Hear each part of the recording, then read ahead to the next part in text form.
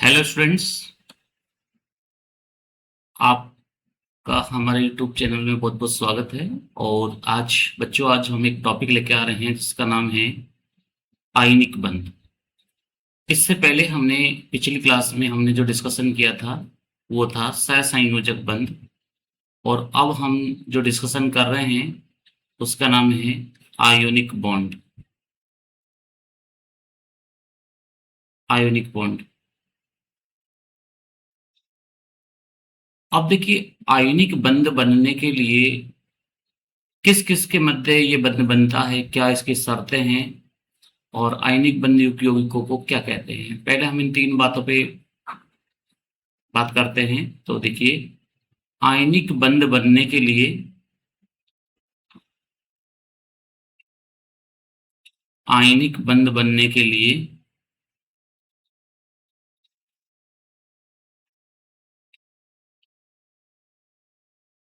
धातु परमाणु की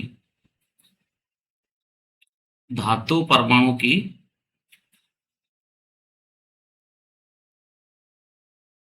आयनन एंथैल्पी का मान कम होना चाहिए। आयनन एंथैल्पी का मान कम होना चाहिए।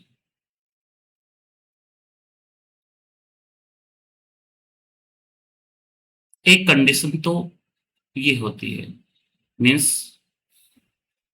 For ionic bond formation ionic bond formation must be required must be required low value of ionization enthalpy।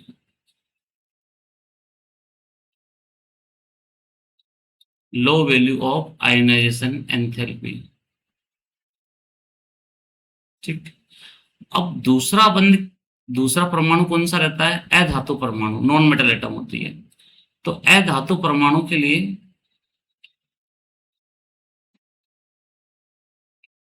अधातु परमाणु के लिए इलेक्ट्रॉन लब्धि एंथैल्पी का मान ज्यादा होना चाहिए।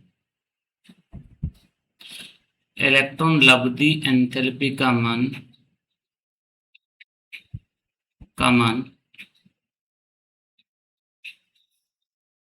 ज्यादा होना चाहिए।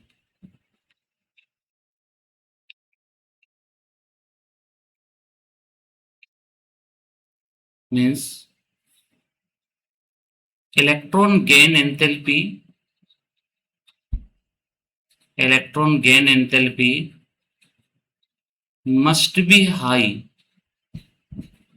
must be high for non metal atom non metal atom।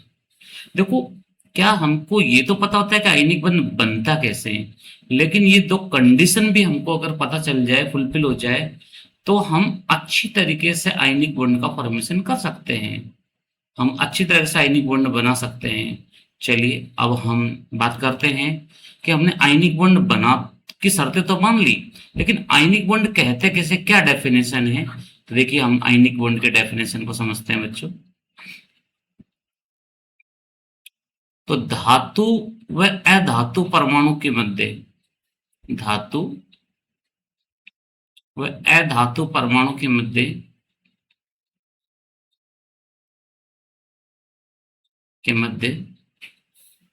Electron के स्थानांतरण, जैसे साझा लिख देते तो सहसंयोजक बंध हो जाता, लेकिन अगर स्थानांतरण करेंगे तो आयनिक बंध बनेगा।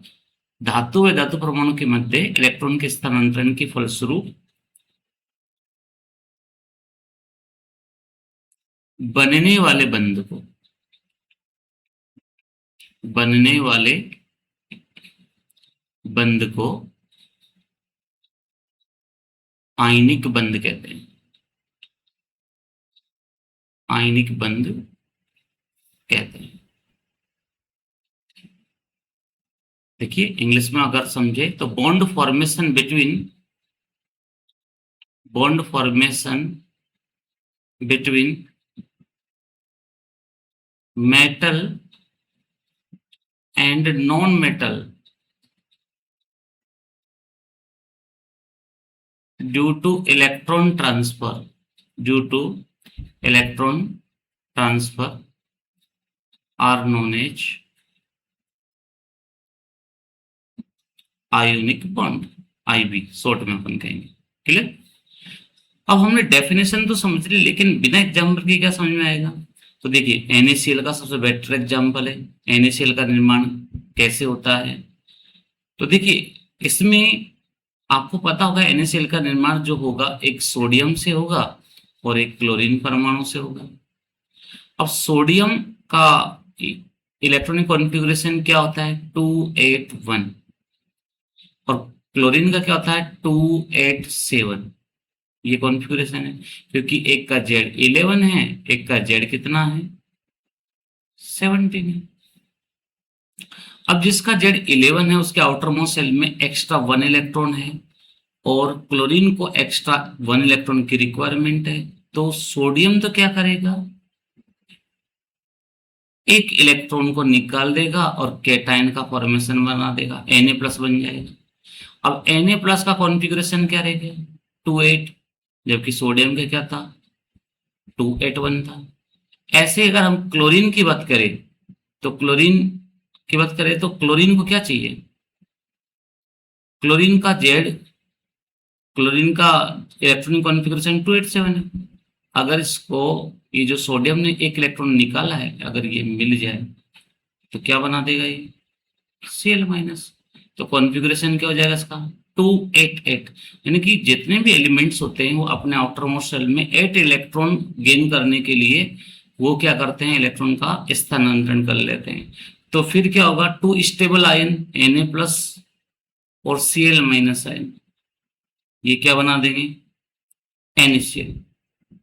अब इस Na+ सोडियम पर जो चार्ज आया है और क्लोरीन पे जो चार्ज आया है उसको इनकी क्या बोलते हैं? वैद्युत संयोजकता। यानी केटाइन एनायन पर जो चार्ज आता है उसको क्या बोलते हैं? वैद्युत संयोजकता, इलेक्ट्रोवैलेंसी, वैद्युत संयोजकता। तो धनायन और ऋणायन पर जितना भी आवेश होता है वो क्या बनाती है? उसकी वैद्युत संयोजकता, इलेक्ट्रोवैलेंसी बनाती है। तो बच्चों बताओ क्या वैलेंसी होनी चाहिए? इलेक्ट्रोवैलेंसी कितनी होनी चाहिए? सोडियम और क्लोरीन की एक एक। क्लियर है? एक एक वैलेंसी होनी चाहिए। अब ये तो बात हुई हमारे आयनिक बंध की।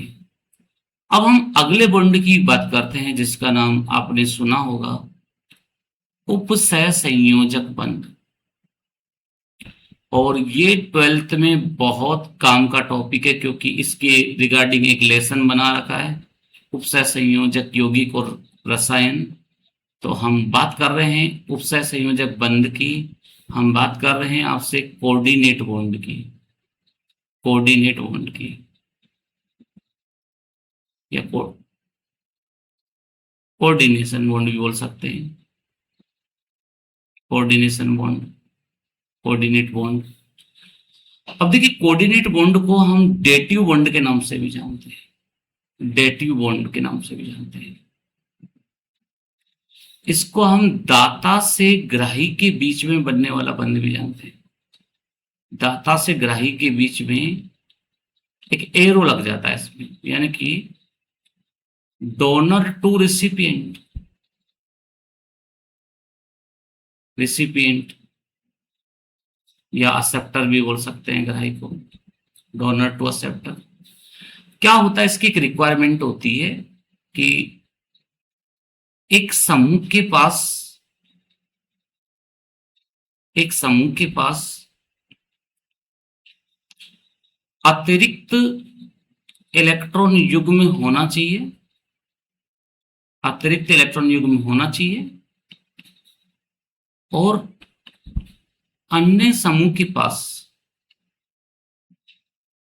अन्य समूह के पास एक रिक्त कक्षक होना चाहिए, एक खाली कक्षक होना चाहिए, तब जाकर यह बंध बनेगा। एक रिक्त कक्षक होना चाहिए। कैसे? Means extra one lone pair, extra one lone pair must be one group and another group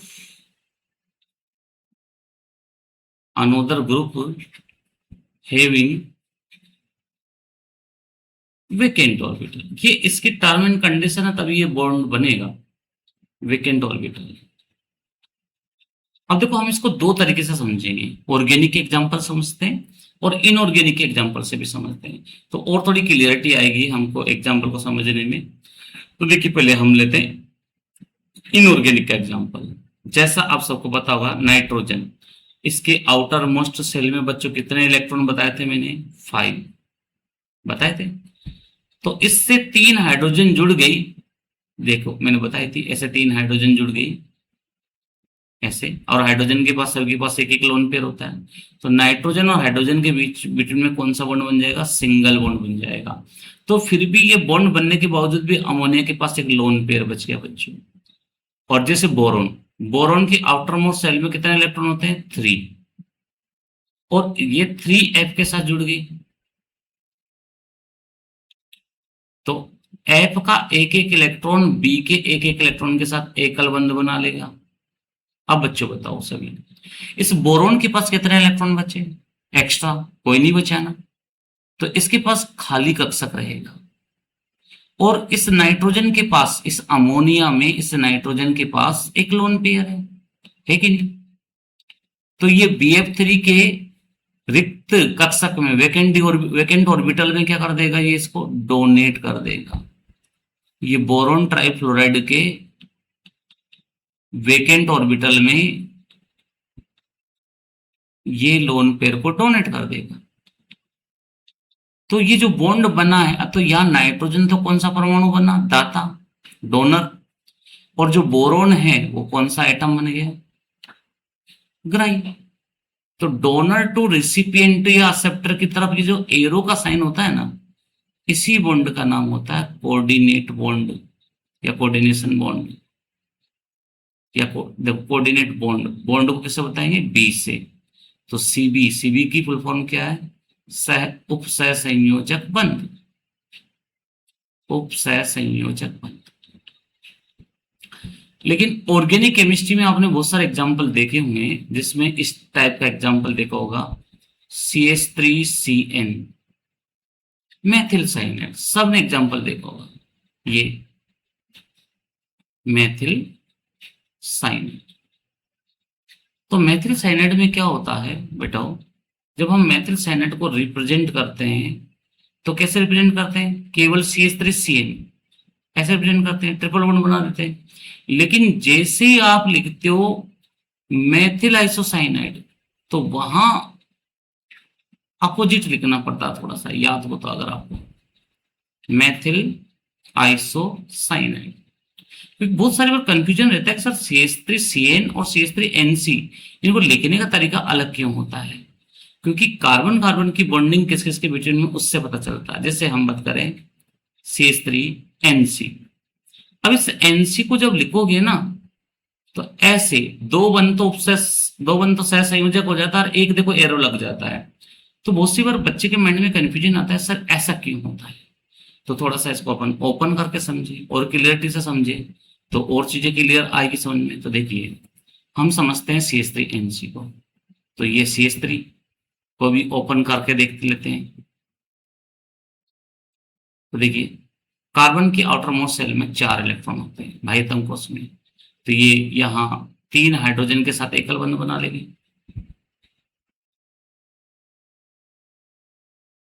अब कार्बन की एक वैलेंसी और बची है। आपको पता है कि नाइट्रोजन की वैलेंसी कितनी होती है? टोटल 5। कार्बन की वैलेंसी कितनी होती है? 4। ठीक है। अब ये वाला कार्बन जो लेफ्ट साइड वाला है, ये एक बॉन्ड और बना लेगा नाइट्रोजन के साथ, तो नाइट्रोजन की टोटल वैलेंसी कितनी होगी? 6। और इसको अपना ऑक्टेट कंप्लीट करना है, तो ये डबल बॉन्ड बना लेगा। तो टोटल कितने इलेक्ट्रॉन हो गए इसके पास? देखो 4 इसमें, 2 इसमें, 6 और एक लोन पेयर बच गया। अब कार्बन की वैलेंसी को देखो, तो कार्बन में देखो 2 इलेक्ट्रॉन तो ये बचे हुए हैं, ये वाले इलेक्ट्रॉन बचे हुए हैं, और एक बॉन्ड में 2 इलेक्ट्रॉन होते हैं, तो 2 और 2 4, और फिर द्विबंध है, तो टोटल 6 इलेक्ट्रॉन हुए। तो अब कार्बन का भी ऑक्टेट कंप्लीट नहीं है, लेकिन नाइट्रोजन का तो ऑक्टेट कंप्लीट हो गया ना, अष्टकोण हो गया ना, तो फिर भी तो लोन पेयर बचा हुआ है, तो ये लोन पेयर किसको ट्रांसफर कर देगा? ये कार्बन को ट्रांसफर कर देगा। तो यहाँ जो डोनर एटम है, दाता परमाणु कौन है? वो नाइट्रोजन है। और जो ग्राही परमाणु एक्सेप्टर है वो कौन है? कार्बन है। तो इस तरीके से उपसह संयोजक बंध समझ में आते हैं, जो कि वर्क मुख्यतया किसके समान काम करता है? उपसह संयोजक बंध, उपसह संयोजक बंध सह संयोजक बंध के समान ही काम करता है, ये ध्यान रखना आपको। उपसह संयोजक बंध कोऑर्डिनेट बॉन्ड सह संयोजक बंध के समान कार्य करता है, सह संयोजक बंध के समान कार्य करता है। Coordinate bond work like a J covalent bond, ये आपको ध्यान रखना है। और इसे दर्शाने का तरीका क्या होता है? एरो। ओके, तो ये हमने दूसरा टाइप का बॉन्ड पढ़ा। अब हम लेते हैं तीसरे टाइप का बॉन्ड, जो कि बहुत यूजफुल है ऑर्गेनिक केमिस्ट्री में, जिस बॉन्ड का नाम है hydrogen bond. Hydrogen bond, hydrogen bond. अगर हम इसका बेसिक समझे हाइड्रोजन बॉन्ड का, तो देखिए ये जो हाइड्रोजन बॉन्ड होता है ना, ये कार्बनिक यौगिकों के फिजिकल प्रॉपर्टी में क्वथनांक और विलेयता को सबसे ज्यादा प्रभावित करता है। बॉइलिंग पॉइंट और सोलिबिलिटी को इनऑर्गेनिक कंपाउंड में मोस्टली अफेक्ट करता है हाइड्रोजन बॉन्ड। अब हाइड्रोजन बॉन्ड होता क्या है, पहले हम इसकी डेफिनेशन को समझते हैं, जिससे हमको ये क्लियरिटी में समझ में आएगा। डेफिनेशन समझते हैं, तो देखिए एक अणु के उच्च विद्युत ऋणी परमाणु के साथ, उच्च विद्युत ऋणी परमाणु के साथ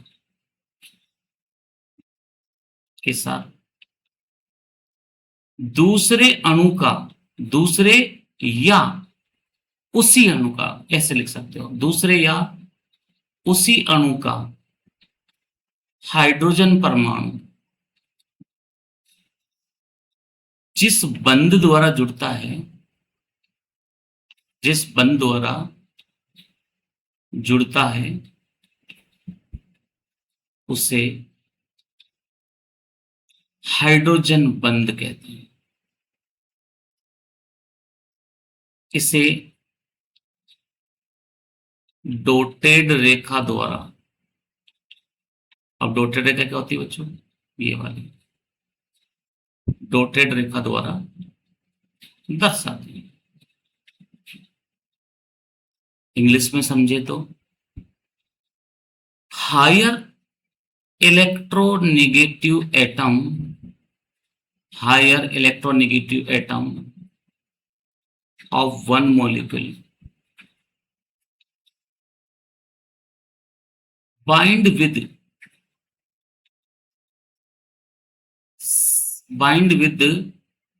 same and different, same and different molecules hydrogen atom are known as hydrogen bond, denoted by dotted line. इसको किस लाइन से डिनोट करेंगे बच्चों? डॉटेड लाइन से। डॉटेड लाइन सब जानते हैं कैसी होती है, क्लियर? यदि हम और बात करें कि हाइड्रोजन बॉन्ड के बारे में, तो एक टर्म आई है कि एक अणु और एक दूसरा अणु, अन्य अणु, one molecule and other molecule, one molecule और other molecule. Other molecule same वाला भी हो सकता है, डिफरेंट भी हो सकता है। तो एक मॉलिक्यूल की तो उच्च विद्युत ऋणी परमाणु कौन होती है, FONCl। और एक अदर अणु की क्या लेनी है, हाइड्रोजन। तो जिस बॉन्ड द्वारा ये बाइंड होगी ना ये हाइड्रोजन, अब देखो इनसे फोनकलो, क्लोरीन, ऑक्सीजन, नाइट्रोजन, Cl, ये हायर इलेक्ट्रोनेगेटिव एटम है। इसके साथ ये जिस जो बॉन्ड बना रही है ना, वो बॉन्ड क्या है, हाइड्रोजन बॉन्ड होता है बच्चों। अब ये जो हाइड्रोजन बॉन्ड होता है ना, ये टू फैक्टर, ये टू टाइप्स का होता है। ये हाइड्रोजन बॉन्ड कितने प्रकार का होता है, ये टू टाइप्स का होता है। तो हाइड्रोजन बंध के प्रकार, हाइड्रोजन बंध के प्रकार। तो फर्स्ट टाइप होता है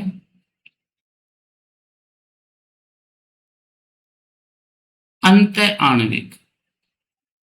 अब देखो ये हिंदी में बहुत सारी जगह पर अलग अलग नाम लिखा होगा, अंतर को अंतर आणविक भी दे सकते हैं किसी जगह पर, लेकिन बच्चों में इंग्लिश नाम जो बताऊंगा ना वो सबको याद रखना है। इंग्लिश में कोई कंफ्यूजन है, हिंदी में बहुत सारी जगह पर अलग अलग नाम आए हैं, लेकिन इंग्लिश में एक ही नाम आएगा, उसका नाम है इंट्रा मोलिकुलर हाइड्रोजन बॉन्ड, एक नाम तो आएगा बच्चों। दूसरा नाम रहेगा अंतरा आणविक, अंतरा आणविक जिसको बोलते हैं अंतरा आणविक हाइड्रोजन बॉन्ड। इसमें कोई कंफ्यूजन नहीं, ये नाम फिक्स है। इंग्लिश में इसको बोलेंगे इंटरमोलिकुलर हाइड्रोजन बॉन्ड। अब बात करते अंत आणविक हाइड्रोजन बॉन्ड की पहले की। तो देखिए ये होता क्या है, अंत आणविक या इंट्रामोलिकुलर हाइड्रोजन। तो देखो ये जो इंट्रा टर्म है ना, ये बायोलॉजी में जैसे इंट्रासेलुलर आती है, तो वैसे ही केमिस्ट्री में इंट्रामोलिकुलर का मीन्स होता है एक ही अणु में। तो बच्चों एक ही अणु के, एक ही अणु के हाइड्रोजन परमाणु उसी अणु के, उसी अणु के उच्च विद्युत ऋणी परमाणु से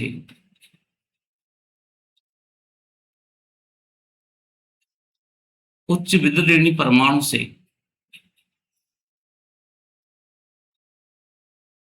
जिस बंध द्वारा बंधित होते हैं, जिस बंध द्वारा बंधित होते हैं उसे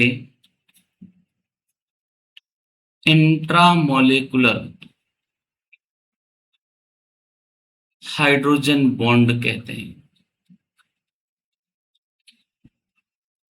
क्या मीन्स हुआ इसका, देखिए hydrogen bond of one molecule bind with higher electronegative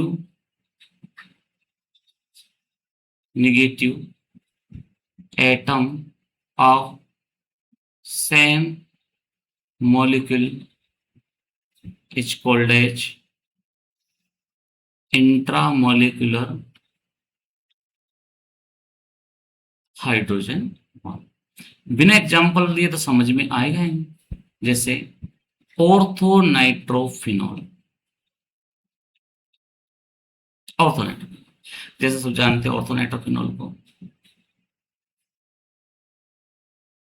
ये बेंजीन पर OH आता है तो इसको फिनोल बोलते हैं। और इसकी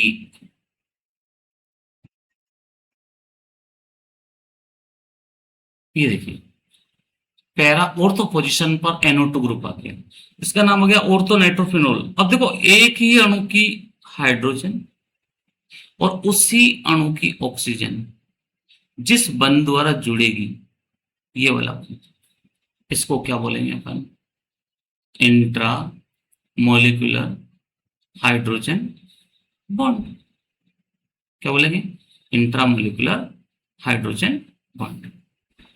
और ये वीक बॉन्ड होता है। अब देखो 12th क्लास में जब आपको एल्कोहल वाला चैप्टर पढ़ाया जाता है, एल्कोहल फिनॉल वाला, तो वहां एक क्वेश्चन पूछा जाता है कि ऑर्थो नाइट्रोफिनॉल अधिक वाष्पशील है कम वाष्पशील है, ये क्वेश्चन बनता है 12th क्लास में, इसलिए इसको यहाँ पढ़ाते हैं, हम बताते हैं। तो ऑर्थो नाइट्रोफिनॉल में दुर्बल बंध मिलता है, वीक बॉन्ड होता है, दुर्बल बंध मिलता है, इसलिए इसलिए यह अधिक वाष्पशील है, मोर वोलेटाइल है। ये क्वेश्चन जाने कितनी बार आ चुका है, मोर वोलेटाइल है। तो ortho nitrophenol heavy, ortho nitrophenol heavy weak bond, weak bond, therefore it is a more volatile। ये क्या है जो बच्चों, मोर वोलेटाइल, क्लियर। यदि हम बात करें सेकेंड टॉपिक की, तो हमारा सेकेंड टॉपिक क्या है, इंटरमोलिकुलर, अंतराण्विक, इंटरमोलिकुलर हाइड्रोजन बॉन्ड। अब बच्चों ये एक की जगह पर एक टर्म इसमें कौन सी आएगी, भिन्न भिन्न, है ना। तो दो भिन्न भिन्न, दो भिन्न भिन्न अणुओं या दो समान अणुओं, समान भी हो सकते हैं, दो समान अणुओं के हाइड्रोजन परमाणु व उच्च विद्युत ऋणी परमाणु, उच्च विद्युत ऋणी परमाणु के मध्य बनने वाले बंध को, बनने वाले बंध को इंटर मॉलिक्यूलर हाइड्रोजन बॉन्ड कहते हैं। यह प्रबल बंध है, थोड़ा प्रबल बंध है, जिससे अणुओं का संगुणन बढ़ जाता है बच्चों। संगुणन मतलब क्या होता है, जुड़ना, अणु आपस में बहुत पास पास जुड़ जाते हैं, अणुओं का संगुणन बढ़ जाता है, जिससे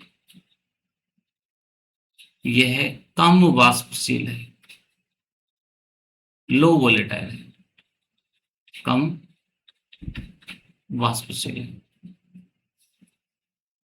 तो टू सिमिलर और डिफरेंट, टू सिमिलर और different molecule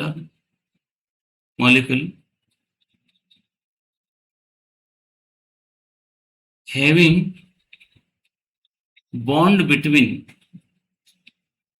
hydrogen and higher electronegative atom, higher electronegative atom binds with intermolecular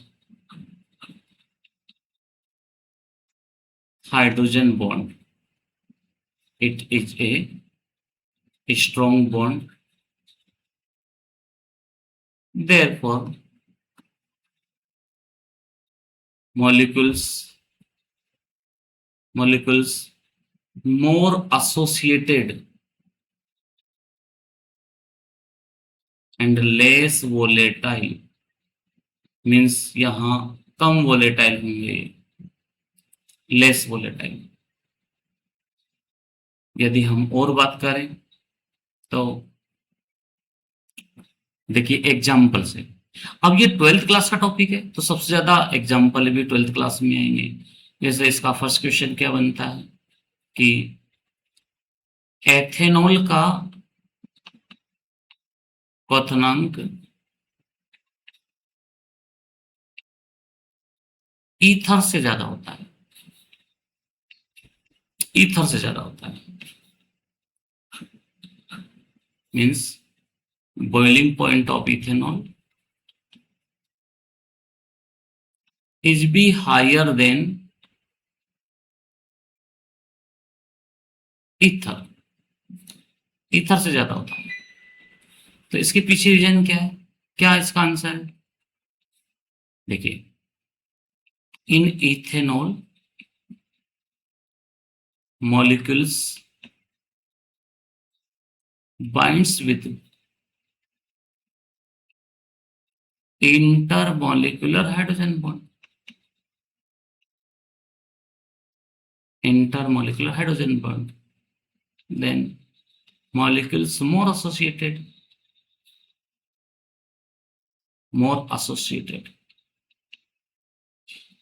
but in ether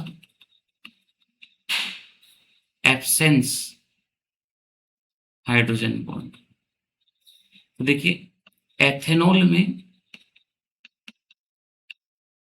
अणु परस्पर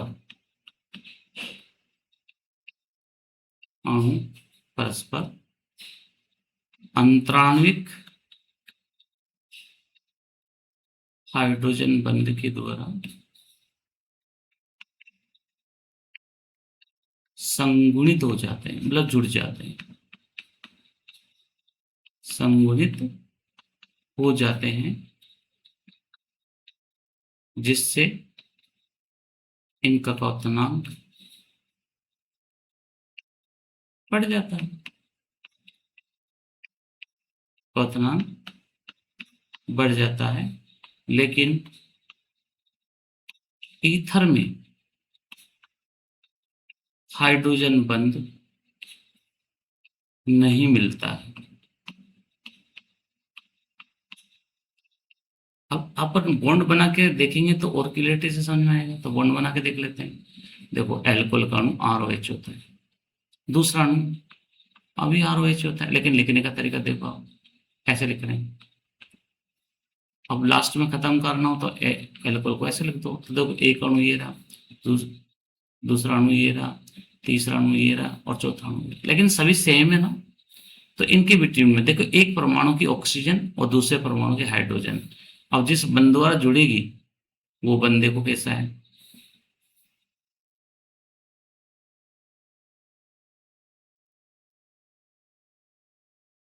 ये देखिए, ये देखिए, ये देखिए, बन गया, ये हाइड्रोजन बॉन्ड हो गया। अब ये एक ही प्रकार के अणु में है।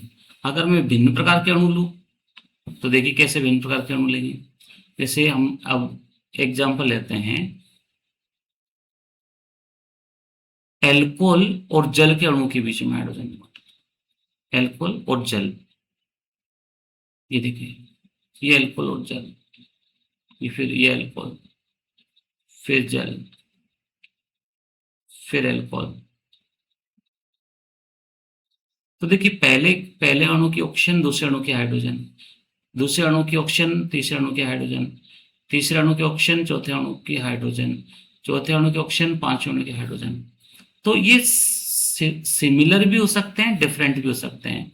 ये तो समान अणुओं के बीच में, ये भिन्न भिन्न अणुओं के बीच में एल्कोहल व जल के बनते हैं, एल्कोहल व जल के मध्य हाइड्रोजन बंध। क्लियर? और यदि हम इसमें और एग्जांपल की बात करें कि और किस किस में हाइड्रोजन बंध बनता है, तो उसको भी हम समझ सकते हैं कि किस में हाइड्रोजन बंध बनेगा।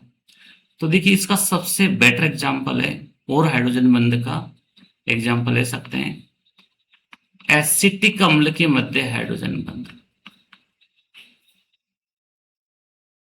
एसिटिक अम्ल के मध्य हाइड्रोजन बंध।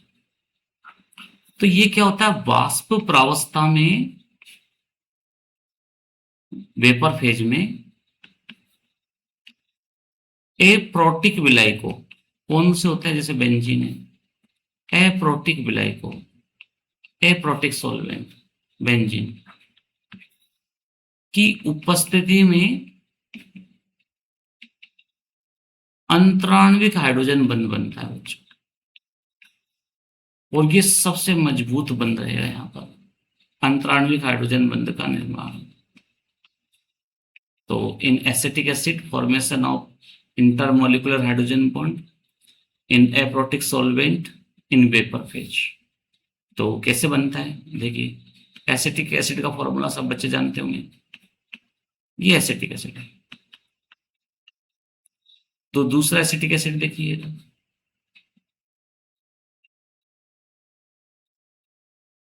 अब देखिए दोनों में किस तरह से, तो पहले अणु की ऑक्सीजन और दूसरे अणु की हाइड्रोजन जिस बंध के द्वारा जुड़ेगी अंतराणिक हाइड्रोजन बंध है, और पहले अणु की हाइड्रोजन दूसरे अणु की ऑक्सीजन के बीच में आपस में जुड़ेगी। तो ये स्ट्रक्चर जो बनी इसका नाम है डाइमर, दो अणु आपस में जुड़ गए इसलिए इसको डाइमर बोलते हैं। यही कारण है कि डाइमर बनने से क्या होगा, इसका बॉइलिंग पॉइंट है ना एसिटिक एसिड का सबसे ज्यादा हो जाएगा। जब हम 12th क्लास में पढ़ते हैं ना, और जब भी बॉइलिंग पॉइंट वाला टॉपिक आता है, तो मैं आपको एक ऐसा ऑर्डर बता रहा हूं बच्चों जो कि 11 12 कॉम्पिटिशन सब में काम आएगा। सबसे कम होता है एल्केन का, सबसे कम किसका होगा, एल्केन का बॉइलिंग पॉइंट होगा, क्योंकि ये अध्रुवीय प्रकृति की होती है, नॉन पोलर नेचर की होती है, नॉन पोलर। इससे ज्यादा रहेगा हेलो एल्केन का,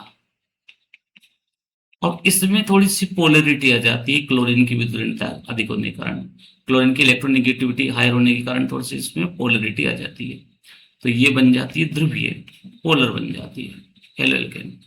इससे ज्यादा होता है ईथर में, क्योंकि ईथर में भी ऑक्सीजन मिलती है और इसलिए थोड़ी अधिक ध्रुवीय बन जाती है, हेलो एल्केन की तुलना में थोड़ी अधिक ध्रुवीय बन जाती है, मोर पोलर बन जाती है, इसलिए इसका बॉइलिंग पॉइंट ज्यादा हो जाता है। इसके बाद में आती है एल्डिहाइड और कीटोन, ये दोनों डाइपोल का निर्माण करती है। इनसे क्या बनता है, डाइपोल, द्विध्रुव डाइपोल बनता है इससे, और इस डाइपोल के कारण इनमें डाइपोल डाइपोल अट्रैक्शन आ जाता है या इंट्रैक्शन होता है, जो कि थोड़ा स्ट्रोंग होता है। इसके बाद में आता है एल्कोहल, और एल्कोहल में क्या मिलता है, हाइड्रोजन बॉन्ड, और हाइड्रोजन बॉन्ड मिलने के कारण थोड़ा संगुणन इन चारों यौगिकों से बढ़ जाता है, पांचों यौगिकों से बढ़ जाता है, और सबसे ज्यादा इनमें रहता है किसका, एसिटिक अम्ल ना लिखकर हम लिख सकते हैं कार्बोक्सिलिक अम्ल का, किसका लिख सकते हैं हम, कार्बोक्सिलिक अम्ल का।